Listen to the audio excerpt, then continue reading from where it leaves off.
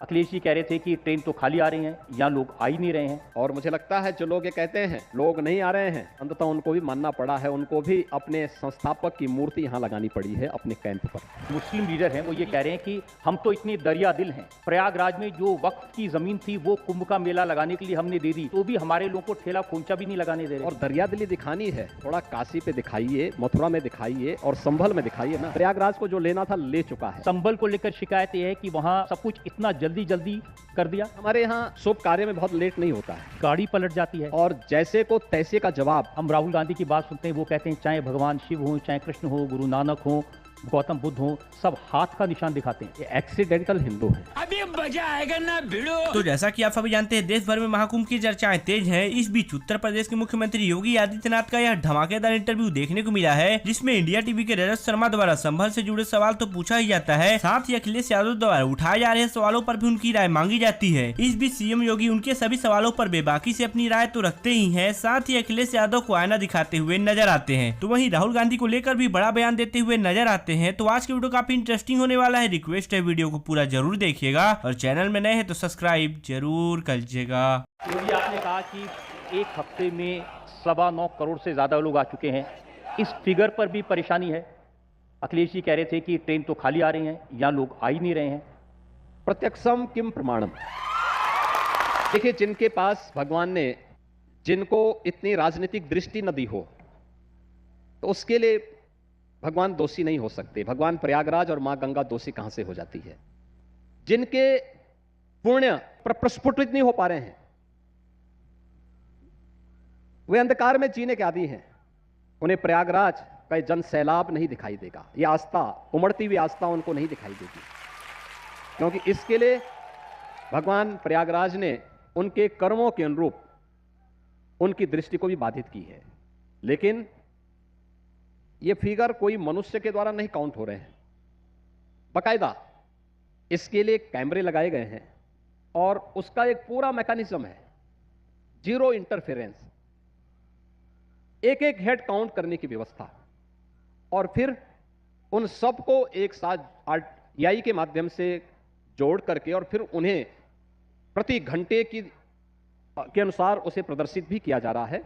और मुझे लगता है जो लोग ये कहते हैं कि लोग नहीं आ रहे हैं, अंततः उनको भी मानना पड़ा है, उनको भी अपने संस्थापक की मूर्ति यहां लगानी पड़ी है अपने कैंप पर। मैंने भी देखा है, जो बाहर की दुनिया के लोग आकर देख रहे हैं, वाकई में प्रबंधन बहुत अच्छा है, लोग उत्साहित हैं, उल्लासित हैं, और जो लोग वापस लौट रहे हैं वो जाकर के खुशी से अपने घर वापस जा रहे हैं। लेकिन एक वर्ग ये कह रहा है कि देखिए, इसमें मुसलमानों को आने से रोका जा रहा है। देखिए, हम लोग किसी जाति, मत और मजहब के विरोधी नहीं हैं, लेकिन हां, यह आस्था और आधुनिकता का एक अद्भुत संगम है। चाहे पूज्य संत हों, चाहे वह श्रद्धालु हों, वे सभी आस्था के साथ आ रहे हैं। जो भी भारतीय इस आस्था को सम्मान देता है और देगा, वह यहां पर आ सकता है। लेकिन अगर कोई इस आस्था के साथ खिलवाड़ करने की नियत से आएगा, तो मुझे लगता है कि जैसे को तैसे का जवाब उसको यहां पर जरूर प्राप्त होगा। मुस्लिम लीडर हैं, वो ये कह रहे हैं कि हम तो इतने दरिया दिल हैं, प्रयागराज में जो वक्फ की जमीन थी वो कुंभ का मेला लगाने के लिए हमने दे दी, मुफ्त में दे दी, तो भी हमारे लोगों को ठेला खोंचा भी नहीं लगाने दे रहे। देखिए, इतनी बड़ी संख्या में यहाँ पे स्ट्रीट वेंडर्स आए हैं, दुकान वाले आए हैं, कोई किसी की जाति पूछ रहा है? कोई नहीं पूछ रहा है। और दरिया दिली दिखानी है तो थोड़ा काशी पे दिखाइए, मथुरा में दिखाइए और संभल में दिखाइए ना। प्रयागराज में दरिया दिली दिखाने की आवश्यकता नहीं। प्रयागराज का दिल तो बहुत बड़ा है, प्रयागराज को जो लेना था ले चुका है, और प्रयागराज आगे भी ले लेगा। दरिया दिली वहां दिखाने की आवश्यकता है, बड़ा दिल दिखाने की आवश्यकता है। एक भारत श्रेष्ठ भारत के लिए ज्ञान पापी सनातन धर्मावलंबियों को वापस मिल जानी चाहिए। श्री कृष्ण जन्मभूमि का पावन स्थल हजारों वर्षों से सनातन धर्मावलंबी किस आस्था के साथ जाता है। श्री हरि विष्णु का जो अगला अवतार है वह इसी संभल में होने जा रहा है, तो वहां पर वो दरिया दिली दिखाने की आवश्यकता है। उस दरियादिली को प्रयागराज को आवश्यकता ही नहीं। प्रयागराज तो अपना हक स्वयं लेने का अधिकारी है और ले चुका है। और महाकुंभ का आयोजन हमारा सकुशल यहाँ पर आयोजित हो रहा है और भगवान प्रयागराज चाहेंगे, भगवान बेणी माधव चाहेंगे, माँ गंगा की कृपा से यह सकुशल संपन्न होगा, इसमें किसी प्रकार का कोई संदेह नहीं है। लेकिन मैं चाहूंगा कि जो लोग मुस्लिम लीडर से कहूंगा कि उन्हें वर्तमान और भावी पीढ़ी के भविष्य को ध्यान में रख करके ये जरूर ध्यान में रखना होगा कि महज जिद से समस्या का समाधान नहीं होगा। संभल को लेकर शिकायत यह है कि वहां केस भी फाइल हो गया और जजमेंट भी आ गया, सर्वे भी हो गया, सब कुछ इतना जल्दी जल्दी कर दिया। देखिए, हमारे यहां शुभ कार्य में बहुत लेट नहीं होता है। जब एक बार शुभ मुहूर्त निकल चुका होता है तो बार बार मुहूर्त दिखवाने की आवश्यकता नहीं पड़ती। फिर आगे बढ़ चढ़ते हैं और मुझे लगता है कि संभल में वह सब कुछ दृश्य देश भी देख रहा है, दुनिया भी देख रही है। पौराणिक बावड़ी मिल रही है, कुएं मिल रहे हैं, प्राचीन किले भी वहाँ मिल रहे हैं, बहुत कुछ वहाँ पे देखने को मिल रहा है। और वह पौराणिक के साथ साथ प्रमाण, शास्त्रीय प्रमाण, हमारे पुराण तो कहते ही हैं, लेकिन पुराणों के साथ साथ आईने अकबरी ने भी इस बात का उल्लेख किया है। श्री हरि विष्णु का जो मंदिर था, मीर बांकी ने 1526 में से तोड़ करके वहां पे एक मस्जिद नुमा ढांचा खड़ा किया था, जिसे आज वे लोग जामा मस्जिद कहते हैं। अब ये अबुल फजल आज से सैकड़ों वर्ष पहले लिखता है, ये किसी हिंदू ने नहीं लिखा। और उस समय के जिन वृत्तांतों को उन्होंने उल्लेख किया है, उसे कैसे ये लोग नकार सकते हैं? कैसे नकार रहे हैं? हो सकता है पुराणों पे वे विश्वास न करें, लेकिन कम से कम आईने अकबरी को तो देखें, उसी पे विश्वास कर लें।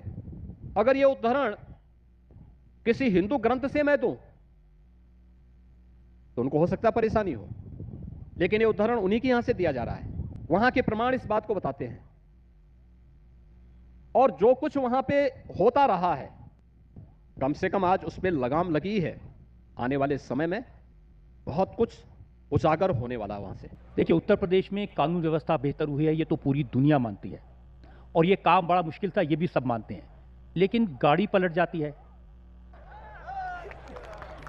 देखिए, बहुत सारे लोग कानून पर विश्वास नहीं करते हैं और जैसे को तैसे का जवाब दिए जाने की आवश्यकता है, और कानून के दायरे में उन सभी कार्यों को कुशलतापूर्वक किया जाता है, जिससे प्रदेश के हित में कानून का राज भी हो और हर व्यक्ति, हर बेटी, हर बहन, हर व्यापारी अपने आप को सुरक्षित महसूस भी करे। योगी जी, सिर्फ यूपी वालों की बात नहीं है, पूरे देश में हम राहुल गांधी की बात सुनते हैं, वो कहते हैं चाहे भगवान शिव हो, चाहे कृष्ण हो, गुरु नानक हो, गौतम बुद्ध हो, सब हाथ का निशान दिखाते हैं।